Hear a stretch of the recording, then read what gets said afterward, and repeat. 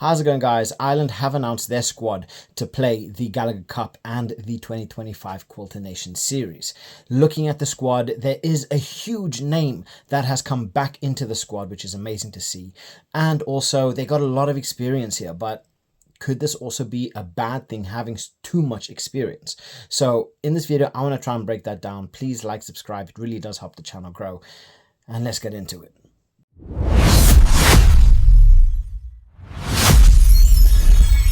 So first of all, the huge name that you are going to see is Caelan Doris. He has been out for quite a while now with an injury, and it's so amazing to see him finally back. I would have loved to see him as a Lion, but that wasn't on the cards, unfortunately. But he's come back in full force. Hopefully he's able to stay injury-free throughout the rest of the year, because he's going to be a very, very big component in the way Ireland play. So looking at the squad, you have the likes of Finlay Bealham, Ryan Baird, Jack Conan, Caelan Doris, Ty Furlong, Ronan Kelleher, Gus McCarthy, Andrew Porter. They got James Ryan, Dan Sheehan, Van der Fleer, Gibson Park, Hansen, Henshaw, Gary Ringrose. Sam Prendergast is, still pretty young, but he's getting a lot of experience. I mean, you look at someone like Bundy Aki, who I believe is already around 36 years old. So they got a lot of elite talent. They got a lot of experience. But the one thing that I'm finding here is there is only one player here that is uncapped. So personally, for something like this, I can understand them wanting to have more, more cohesion. They want to have a better bonded squad. But I also do feel that this is the kind of time that you want to be having players come through the ranks. You want to be blooding new talent. You want to have them starting to break into the squad, giving them the caps, because the World Cup is only around the corner. You look at it, it's 2027. That's just over a year away. It's not long. It really, really is not long until this is through.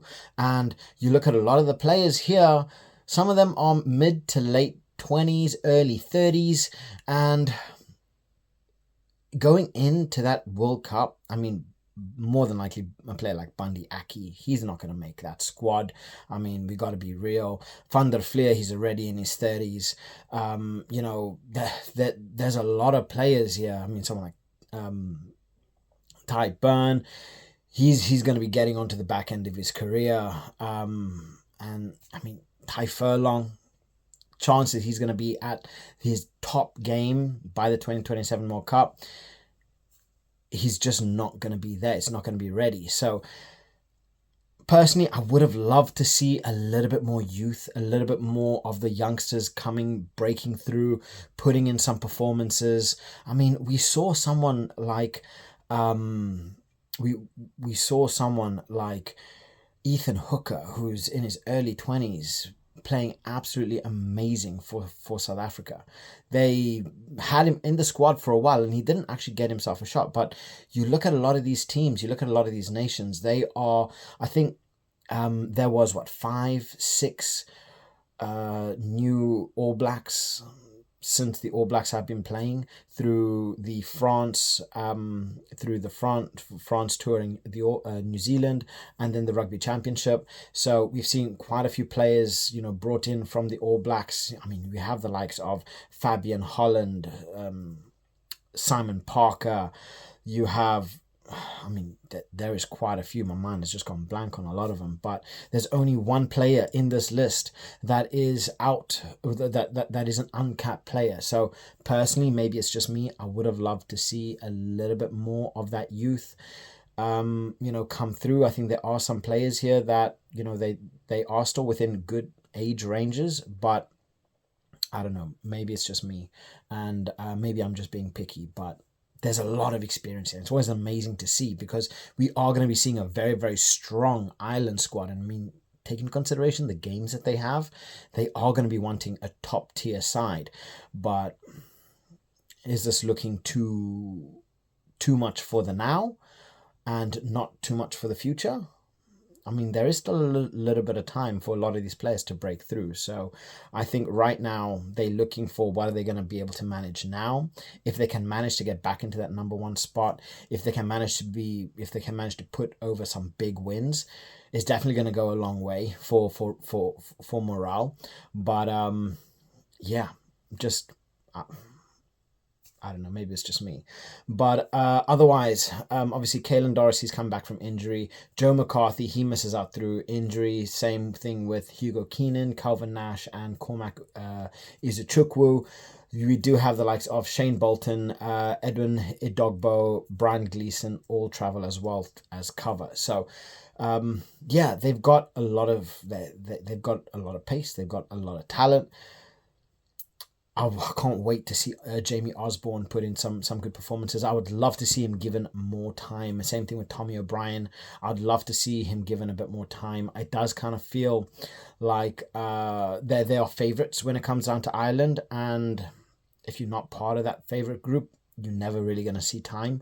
So I don't know. I just feel some players aren't necessarily in that favorite category, and just to be there just in the event that something is to happen.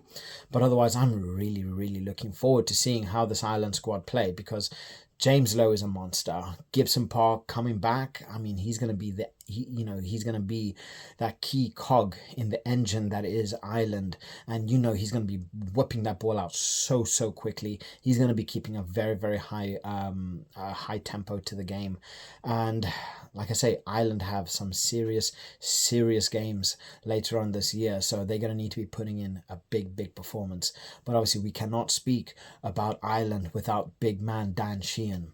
This guy is my favorite hooker in world rugby. This guy, he's got it all. He's got the height of a hooker, he's got the strength of a lock, and he's got the speed of a back. So this guy, he really does have it all, and it's amazing to see. How this is going to play out, I don't know. How if who's going to get more time? Is Jack Crowley going to be able to kind of force his way back into the squad where he's kind of been shunned of late?